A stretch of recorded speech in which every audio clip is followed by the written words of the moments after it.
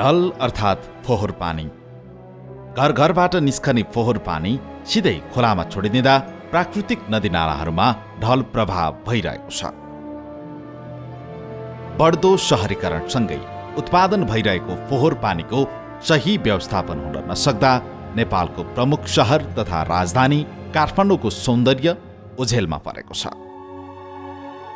प्राकृतिक नदीहरूमा यसरी ढल बग्न थालेपछि ऐतिहासिक शहर तथा विश्व सम्पदा क्षेत्रमा सुस्वीकृत क्षेत्र काठमाडौँ, ललितपुर र भक्तपुर शहरको वातावरण दुर्गन्धित हुन गई उपत्यकावासीको जनस्वास्थ्यमा समेत नकारात्मक असर परेको छ। नेपालमा सन् 1800 का मल्लकालीन समयमा सतहमा बग्ने पानी र भान्साको पानी बगाउनका लागि निकासको व्यवस्था गरिएको पाइन्छ। व्यवस्थित ढल निकास प्रणालीको विकास भने 70 को दशकमा विश्व ब्याङ्क र जर्मन प्राविधिक सहयोगमा भएको देखिन्छ। त्यस्ताका केही ढल प्रशोधन केन्द्र र नदी किनारमा ढल प्रवाह गर्ने प्रणालीको विकास भए तापनि त्यसको समुचित उपयोग हुन नसक्दा ढल विकास प्रणाली चुस्त दुरुस्त हुन सकेन।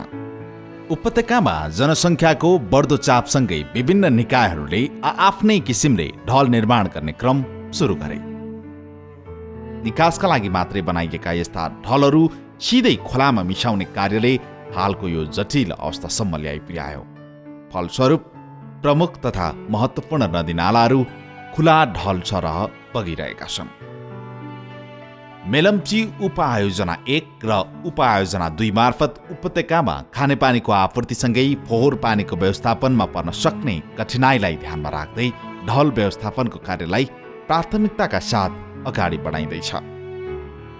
ढल निकासको विद्यमान अवस्थालाई सुधार्दै भविष्यमा आउन सक्ने समस्यालाई समेत मध्यनजर गरी जनताको स्वास्थ्यमा सुधार गर्न आयोजना कार्यान्वयन निर्देशनालयले काठमाडौँ उपत्यका ढल विकास व्यवस्थापन आयोजना सञ्चालनमा ल्याएको छ, जसको प्रमुख उद्देश्य उपत्यकामा उत्पादित फोहोर पानीको व्यवस्थापन र वातावरणको सुधार रहेको छ। त्यसका लागि हाल सञ्चालनमा रहेका ढलहरूको आवश्यकता अनुसार पुनर्निर्माण गर्ने, फोहोर पानी प्रशोधन गर्ने, क्षमता बढाउने, बन्द अवस्थामा रहेका ढलहरूलाई सञ्चालनमा ल्याउने लगायत नयाँ ढल निर्माण तथा आधुनिक प्रशोधन केन्द्रको निर्माण कार्य अगाडि बढिरहेको छ। हाल यी पूर्वाधार विकासका लागि आवश्यक विस्तृत अध्ययन भइरहेको छ।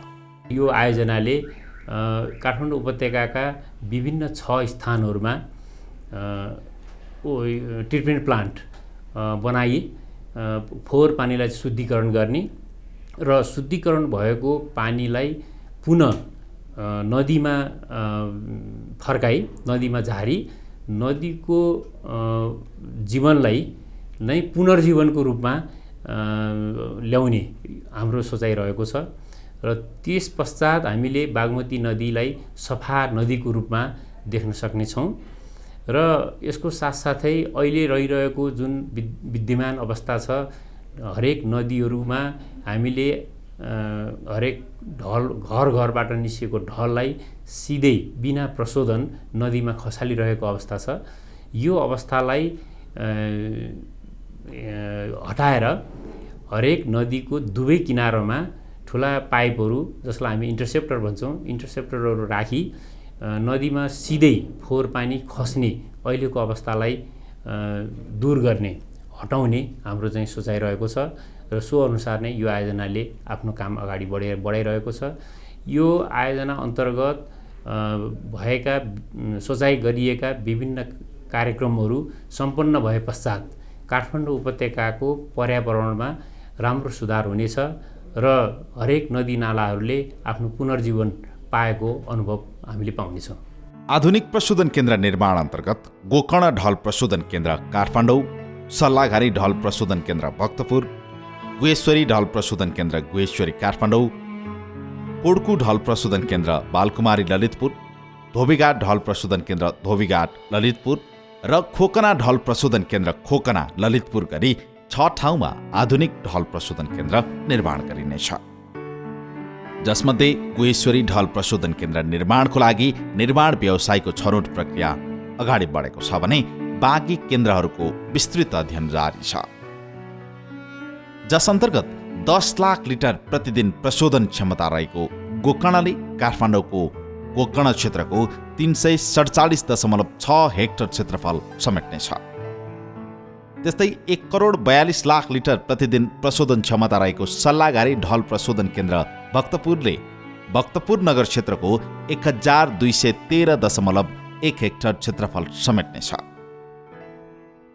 करिब 3,24,00,000 लिटर प्रतिदिन प्रशोधन क्षमता रहेको गुहेश्वरी ढल प्रशोधन केन्द्रले काठमाडौँको उत्तर पूर्वी क्षेत्रको 1,075 हेक्टर क्षेत्रफल समेट्नेछ भने 3,05,00,000 लिटर प्रतिदिन प्रशोधन क्षमता रहेको कोड्कु ढल प्रशोधन केन्द्रले काठमाडौँ, ललितपुर र मध्यपुर थिमी गरी 4,937.4 हेक्टर क्षेत्रफल समेट्नेछ। त्यसैगरी दैनिक करिब 11 करोड लिटर फोहोर पानी प्रशोधन गर्ने क्षमता बोकेको धोबीघाट ढल प्रशोधन केन्द्रले काठमाडौँ र ललितपुरको मध्य क्षेत्रको 11,950.1 हेक्टर क्षेत्रफल समेट्नेछ।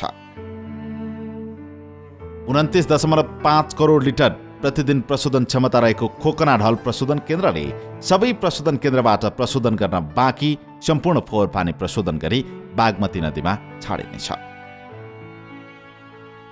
यी सबै प्रशोधन केन्द्रहरूमा आधुनिकीकरण र क्षमता वृद्धिका साथै ऊर्जा उत्पादन गर्ने लक्ष्य राखिएको छ।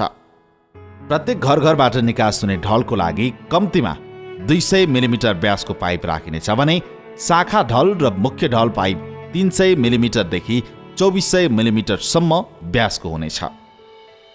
पुरानो ढल प्रणाली सुधार र नयाँ ढल निर्माण गरी करिब 540 किलोमिटर लामो ढल प्रणालीको विकास हुनेछ।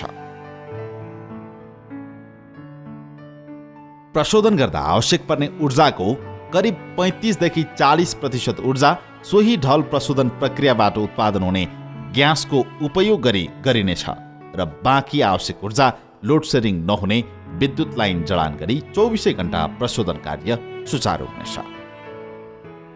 ढल प्रशोधन केन्द्रको प्रभावकारी सञ्चालनका लागि कम्प्युटर प्रणालीको उपयोग गरिने भएकाले प्रशोधन प्रक्रियाहरूको अवस्था नियन्त्रण कक्षबाट नै सम्पूर्ण जानकारी लिन सकिनेछ। ढल प्रशोधन केन्द्रहरूमा फोहोर पानीको प्रशोधनलाई गुणस्तरीय बनाउन सम्बन्धित निर्माण कम्पनीलाई नै सो ढल प्रशोधन केन्द्रहरू 10 वर्षसम्म सञ्चालन गर्ने प्रावधान राखिएको छ। यस अवधिमा स्थानीय प्राविधिकहरूको सिप तथा क्षमता विकास हुने र हस्तान्तरणपछि सञ्चालनका लागि आत्मनिर्भर भई दीर्घकालीन लाभ लिन सक्षम हुनेछ। फोहोर पानीलाई व्यवस्थित तवरबाट प्रशोधन केन्द्रसम्म पुर्याई आधुनिक प्रविधिद्वारा प्रशोधित गरिएको वातावरणमा असर नपुर्याउने पानी प्राकृतिक नदीमा बगाउँदा समग्र इकोसिस्टमलाई नै सन्तुलन राख्नका लागि भइरहेको प्रयासले सहरको सौन्दर्य त बचाउने छ नै, वातावरणमा फैलिने दुर्गन्धबाट समेत मुक्ति मिल्नेछ। प्रत्येक ढल प्रशोधन केन्द्रको निश्चित क्षेत्रसम्म मध्यवर्ती क्षेत्र कायम गरी वातावरणीय स्वच्छता तथा मनोरञ्जनका लागि बगैँचा निर्माणदेखि पार्कहरू बनाइनेछ, जसबाट वरपरका बस्तीहरूले हालको दुर्गन्धबाट सदाका लागि मुक्ति त पाउने छन् नै, हरियाली तथा स्वच्छता समेत कायम हुनेछ। आयोजना निर्माणका क्रममा वातावरणीय तथा सामाजिक पक्षलाई ध्यानमा राख्दै कमभन्दा कम असर पर्ने गरी निर्माण कार्य अगाडि बढाइनेछ। निर्माणका क्रममा आउन सक्ने सामाजिक समस्याको तत्काल समाधानका लागि विभिन्न तहमा गुनासो सम्बोधन प्रक्रिया विकास गर्ने गरी गुनासो सम्बोधन गर्ने निकायको व्यवस्था गरिएको छ। ढल व्यवस्थापन हरेक व्यक्ति, समाज र सिङ्गो राष्ट्रको नै आवश्यकता भएकाले उपभोक्तादेखि नीति निर्मातासम्मको सहभागिता, समन्वय र सहकार्य अति जरुरी छ। भान्सा तथा चर्पीको पानी सिधै खोलामा छोड्न जति सजिलो छ, त्यस्तै समग्र वातावरणमा पर्न जाने असर उति नै भयावह र जटिल छ। स्वच्छता मानवीय र वातावरणीय अनुकूलताका लागि मात्रै होइन, सभ्यता र संस्कृति सँगसँगै हरेक व्यक्ति, समाज र सिङ्गो राष्ट्रको इज्जत र प्रतिष्ठासँग जोडिएको विषय पनि हो। हरेक दिन उत्पादन हुने फोहोर पानी व्यवस्थापन स्वच्छता र सुस्वास्थ्यका लागि पहिलो कडी हुन आउँछ। शहरको सुन्दरता मापनको मुख्य इकाइ बन्न जान्छ। यसर्थ व्यवस्थित ढल निकासका लागि हाल भइरहेको प्रयासलाई सार्थक बनाउनु हामी सबैको दायित्वभित्र पर्दछ।